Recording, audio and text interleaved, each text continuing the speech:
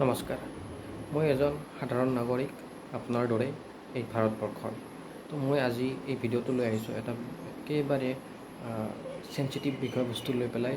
সেইটো হ'ল আমাৰ ভাৰতবৰ্ষত যিটো হাৰত নাৰীজনিত ঘটনা চলি আছে, নাৰীজনিত অত্যাচাৰ চলি আছে, তাকে লৈ খুবেই সকলোৱে তবাদ মানিছে।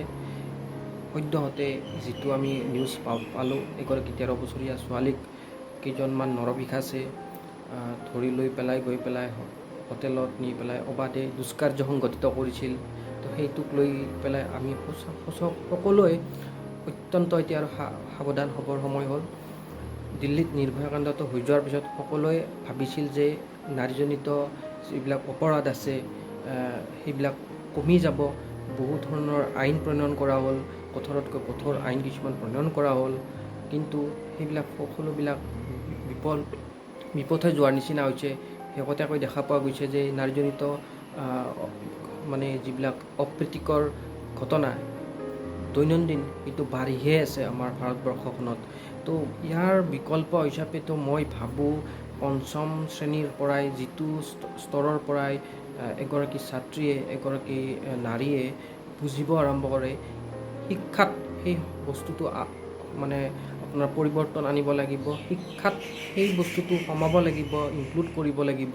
তেওঁলোকক সেই ধৰণে শিক্ষামূলকভাৱে শিক্ষানুষ্ঠানতে সেই বিষয়ে তেওঁলোকক শিকোৱা হ'ব, যাতে তোমালোকে এনেকুৱা পৰিস্থিতিত এনেকুৱা পন্থা তোমালোকে অৱলম্বন কৰা।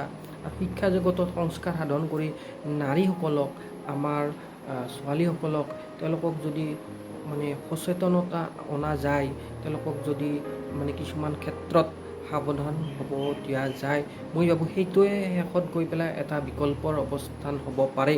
কাৰণ আৰু সেই অনুসৰি সেই নাৰীসকলক আমাৰ আগবাঢ়ি অহা প্ৰজন্মসকলক এইদৰে শিকাব লাগিব যে তোমালোক আনৰ ওপৰত নিৰ্ভৰশীলতা কমাই নিজৰ ভৰিত নিজৰ থিয় দি আগবাঢ়িব খোজা।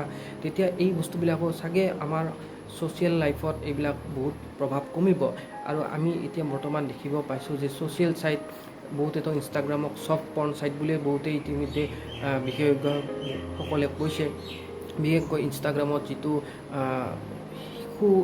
শিশু বা নাবালিকাৰ যিবিলাক ধৰণৰ ৰীল বা ভাইৰেল হয়, কিছুমান উত্তেজক হিচাপে তেওঁলোকক দেখুওৱা হয়, খুবেই গৰিহণাৰ যোগ্য। বিশেষকৈ ভাৰতবৰ্ষৰ নিচিনা এখন ধৰক দৰিদ্ৰ দেশ বুলি ক'ব পাৰি। শিক্ষা দীক্ষা সিমান উন্নত হ'লেও মানুহৰ মগজু সেইটো পৰ্যায়লৈকে উন্নত নহয়। গতিকে সেই ক্ষেত্ৰত নাৰীসকলে, যিবিলাক আমাৰ অগ্ৰণী নাৰী উদ্যোগী, তেওঁলোকে নিজে আগবাঢ়ি আহি নাৰীৰ প্ৰতিয়ে নাৰী এতিয়া ভাবিব লাগিব। সেই নহ'লে এইটো যিটো পৰ্যায়ত গতি কৰিছে, এইটো গৈ পেলাই এদিন সকলোকে ভাবিব বাধ্য কৰিব কি নাৰী ঘৰৰ পৰা ওলাব পাৰিব নে নোৱাৰে। ধন্যবাদ। আপোনালোকৰ পৰামৰ্শ মোৰ অতি আদৰণীয় হ'ব। ধন্যবাদ।